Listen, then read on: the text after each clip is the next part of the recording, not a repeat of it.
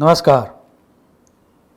पिछले कुछ समय से बहुत सारे लोग मुझे एक प्रश्न पूछ रहे हैं और ये प्रश्न ये है कि भाद्रपद मास में एक पक्ष that means lunar fortnight 13 days का आ रहा है, 13 दिन का आ रहा है और उसके कारण ग्रह योग महाभारत जैसे हो रहे हैं, विश्व युद्ध होगा, बहुत सारी सभ्यता नष्ट हो जाएगी, इधर कोविड के कारण या फिर कोई अन्य बीमारी के कारण जो वर्ल्ड पॉपुलेशन है वह पॉपुलेशन 50 to 75% कम हो जाएंगी। वैसे प्रश्न मुझे बार बार पूछे गए हैं पिछले कुछ दिनों में और उसी का जवाब आज इस वीडियो के माध्यम से मैं देना चाहूँगा। सबसे पहले जो मैं कहना चाहूँगा वो ये है कि ये 13 दिन का जो पक्ष है वो महाभारत जैसा बिल्कुल नहीं है। ना ही कोई विश्व युद्ध की संभावना है और ना ही कोई बहुत बड़ी नेचुरल कैलेमिटी आने वाली है जिनके कारण वर्ल्ड पॉपुलेशन 50 to 75% कम हो जाए। सो सबसे पहले तो आप रिलैक्स हो जाइए। और अब हम बात करते हैं कि क्यों बहुत सारे ज्योतिषियों को ये गलतफहमी हो रही है।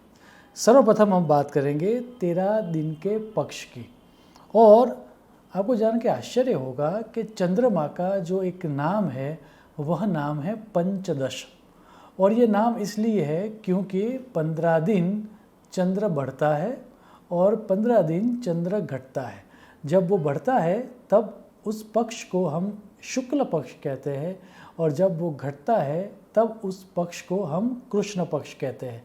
ये 15 और 15 मिला के ही 30 दिन होते हैं और एक भारतीय मास होता है। सो चंद्रमा का एक नाम इसीलिए पड़ा है पंचदश और उसके लिए यजुर्वेद के तैत्तरीय ब्राह्मण में एक स्पष्ट श्लोक दिया गया है। आप श्लोक देखें। चंद्रमा वै पंचदशः एषादि पंचदश्याम पक्षीयते पंचदश्याम आपूर्यते। अब ये 15 दिन के पक्ष में जब कभी कभार कोई एक तिथि बढ़ जाए तो पक्ष हो जाता है 16 दिन का और वैसे ही जब कोई एक तिथि घट जाए तो पक्ष हो जाता है 14 दिन का। सो ये होना तो बहुत ही स्वाभाविक है, लेकिन कभी कभार ये होता है कि 2 तिथियों का क्षय होता है और उसी कारण जो एक पक्ष होता है वह पक्ष 13 दिन का हो जाता है। भाद्रपद शुक्ल पक्ष जो कि सितंबर 7, 2021 से शुरू हो रहा है वो भी 13 दिन का है और वो सितंबर 28, 2021 को ख़त्म हो रहा है। सो कुल मिला के भाद्रपद शुक्ल पक्ष 13 दिन का हो रहा है और इसीलिए एक तरह का पैनिक वाला एटमॉस्फेयर बहुत सारे ज्योतिषियों के दिमाग में रहता है। सर्वप्रथम तो मैं ये बात स्पष्ट कर दूं कि जैसा बहुत सारे लोग बताते हैं कि ऐसा पक्ष सालों में एक दफ़े होता है, ऐसा नहीं है। अगर मैं सिर्फ पिछले 100 सालों की बात करूं तो पिछले 100 सालों में 13 दिन का पक्ष 16 दफ़े यस 16 टाइम्स हो चुका है। तो ये कोई यूनिक घटना नहीं है, ये होती ही रहती है।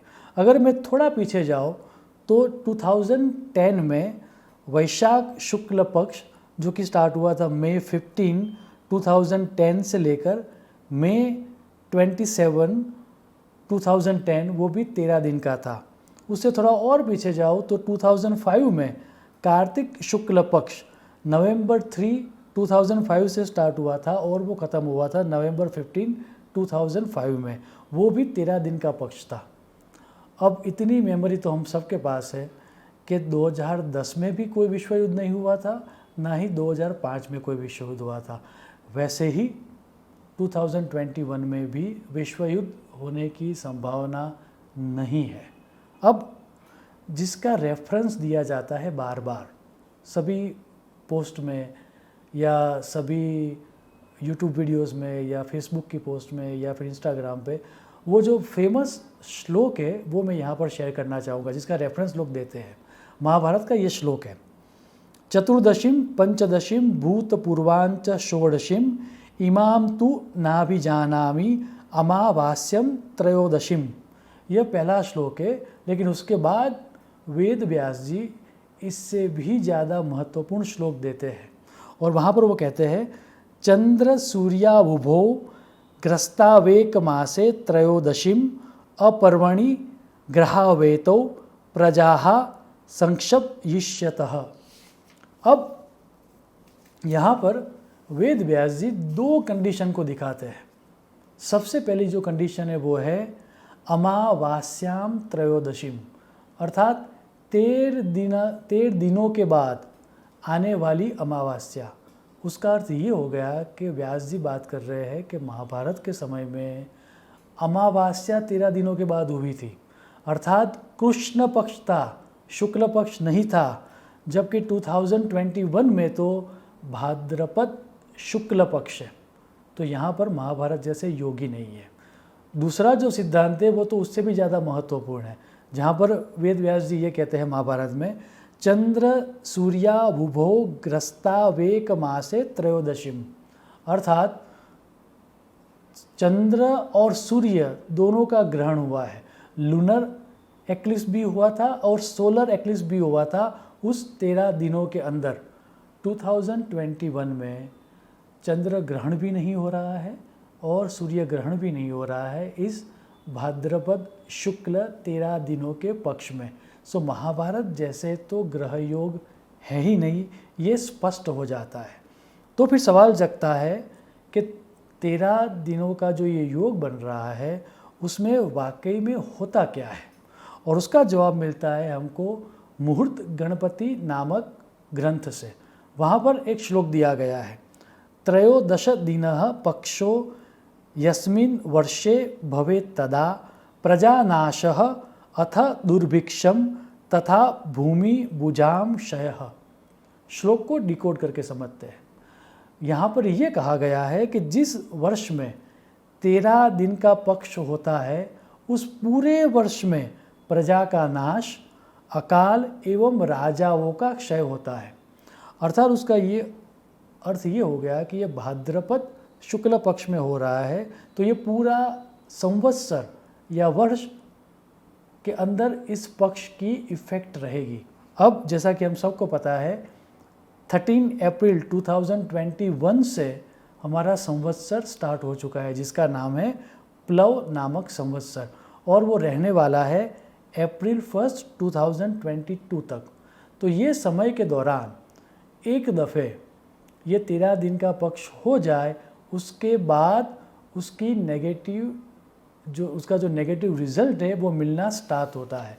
और श्लोक में स्पष्ट कहा गया है कि क्या होगा, तो ये कहा गया है कि ये पूरे समय के दौरान लोगों को, आम जनता को दिक्कत होगी। नेचुरल कैलेमिटीज हो सकती है या फिर एक तरह का डर या पैनिक बना रहेगा। इतना ही नहीं, खाने पीने की शॉर्टेज होगी। रूलिंग पार्टीज़ को, राजा को या फिर एस्टैब्लिशमेंट को या गवर्नमेंट को डिफ़िकल्टीज़ का सामना करना पड़ सकता है, ये कहा गया है।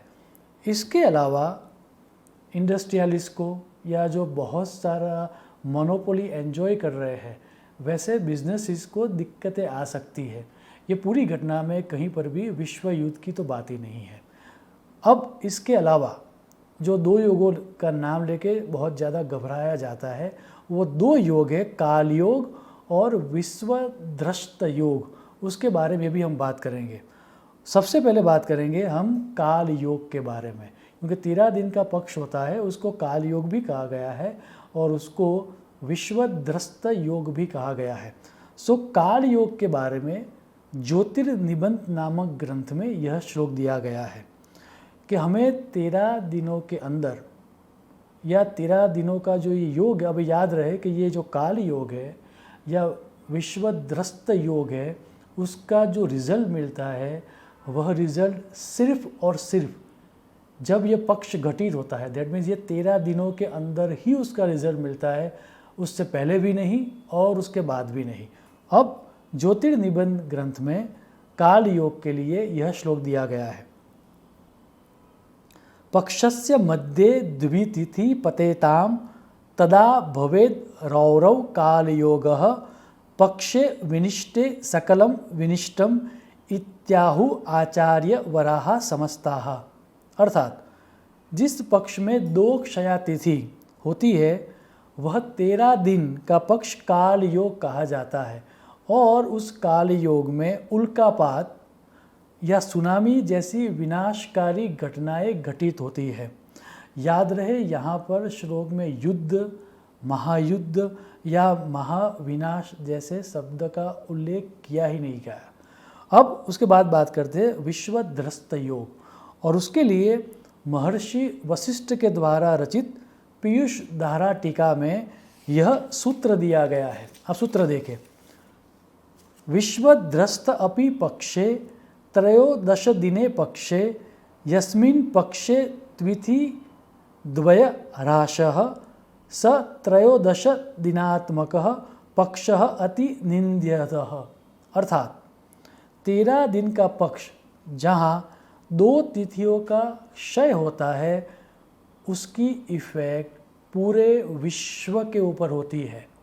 यहाँ पर पूरे विश्व का नाश होगा ये अर्थ नहीं लेना है, ऐसा टीका में स्पष्ट कहा गया है। यहाँ पर इसका अर्थ ये है कि यहाँ पर ये जो पक्ष में जो विनाशकारी घटना घटित होगी वो सिर्फ जहाँ पर ये 13 दिनों का पक्ष हो रहा है उस प्रदेश में ही नहीं बल्कि पूरे विश्व में उसकी इफ़ेक्ट होगी, ये अर्थ लेना है। तो विश्व का विनाश नहीं होने वाला है, ये विनाशकारी घटना पूरे विश्व में हो सकती है, ये कहने का तात्पर्य है।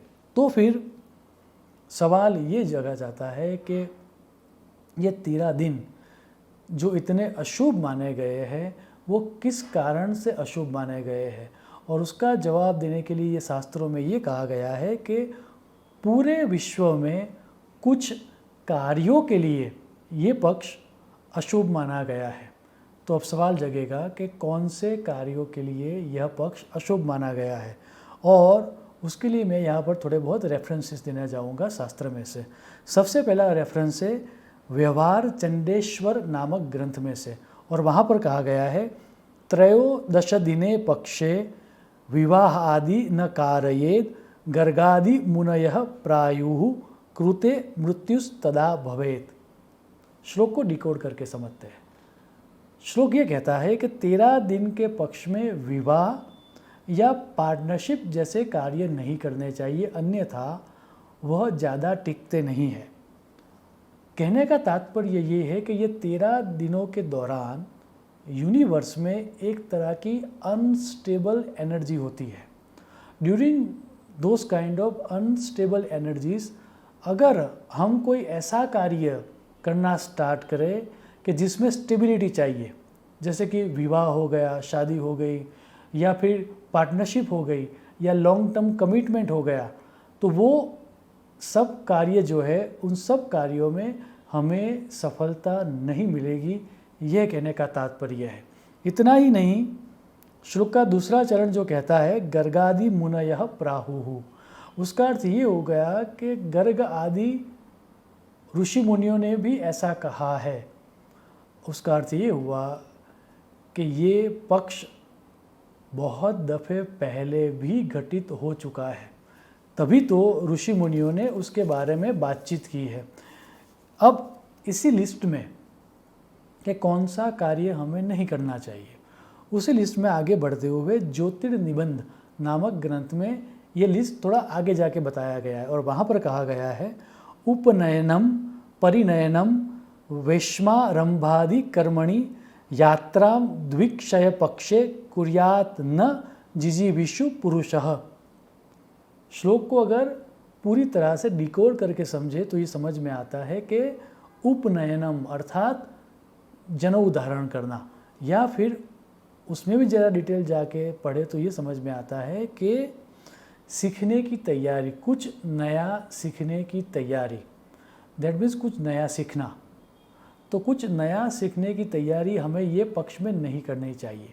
फिर कहा गया है शादी, that means stable work, partnership. वैश्म अर्थात हो गया कि नया घर का प्रारंभ करना या नए घर में जाना, ये नहीं करना चाहिए। और दूसरा कहा गया है एंटरटेनमेंट के लिए वैकेशन लेना, यात्राम, अर्थात ये सब कार्य हमें नहीं करने चाहिए। जिस कार्यों में से हमें परमानेंसी चाहिए, एक तरह का सातत्य चाहिए, वह कार्य हमें इस पक्ष में नहीं करना चाहिए, ऐसा शास्त्रों में स्पष्ट कहा गया है। अगर हम पूरे प्रमाणों को देखें, पूरी चर्चा को समझें, सिद्धांतों को समझें, तो एक बात तय हो जाती है कि 13 दिन का ये जो पक्ष है उससे उतना डरने की आवश्यकता नहीं है, ये होता ही रहता है। करना हमें ये है कि हमें डरना नहीं है, हमें भयभीत नहीं होना है, लेकिन हमें थोड़ा सतर्क रहना है, अलर्ट रहना है, और जिन जिन कर्मों से हमें सातत्य चाहिए, हमें परमानेंट रिजल्ट चाहिए, वो सब कर्म हमें वो 13 दिनों के अंदर स्टार्ट नहीं करना चाहिए, अन्यथा उसका अच्छा रिजल्ट नहीं मिलता है। बस इतना ही हमें समझना है। मुझे आशा है कि इतने प्रमाणों से जो मैंने जवाब दिया, ये जवाब आपके प्रश्नों का निराकरण लाने में आपको सहायक होंगे। शुभम भवतु। प्रणाम।